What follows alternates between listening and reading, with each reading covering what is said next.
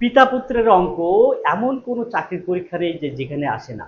এই পিছনে দেখা যে অঙ্কটি, এই অঙ্কটি আগামীতে বিভিন্ন পরীক্ষায় প্রাইমারি, বিসিএস, নিবন্ধন সব জায়গায় পাবেন ইনশাল্লাহ। আসুন বেসিক থেকে শিখে ফেলি। এটা দুই ভাবে করা যায়, একটা অপশন টেস্ট আর একটা হলো বেসিক নিয়ম দিয়ে। এখানে বলছে পিতা ও পুত্রের বর্তমান বয়সের অনুপাত 3:1।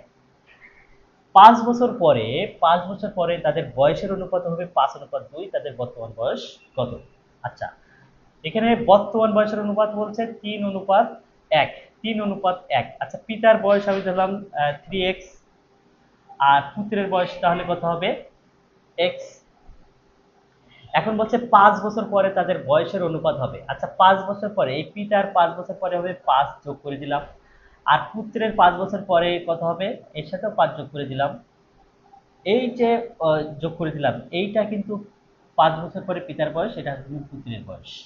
এখন তাদের বয়সের অনুপাত হবে বলেছে 5/2। তাহলে এইটাকে আমি অনুপাত আকারে লিখি, 3x+5, আর এটা হবে x+5। তখন 5 বছর পরে এদের অনুপাত হবে 5/2। এটা ক্যালকুলেশন করলে আমরা এক্স এর ভ্যালু পাবো। এক্স এর ভ্যালু কিভাবে পাবো? এখন গুণ করি, কোনাকুনি গুণ করি।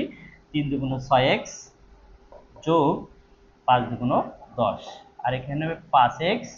এটা একটা কোনাকুনি গুণ করলে 5x, আর যোগ 5×5 = 25। এখন যদি আমরা x গুলো এক পাশে নিই তাহলে 6x - 5x, আর এখানে হবে 25 - 10। তার মানে এখানে হবে কিন্তু x = হবে 25 থেকে 10 বাদ দিলে 15। তার মানে এখন আমরা এই যে পিতার বয়স ধরেছিলাম 3x, 3x মানে 3 × 15, 3×15 = 45। পিতার বয়স 45, আর পুত্রের বয়স কিন্তু x মানে 15। তাহলে পিতা পুত্রের বয়স, বর্তমান বয়স কিন্তু হবে গ নম্বর। আশা করি বুঝতে পেরেছেন। সবাইকে ধন্যবাদ।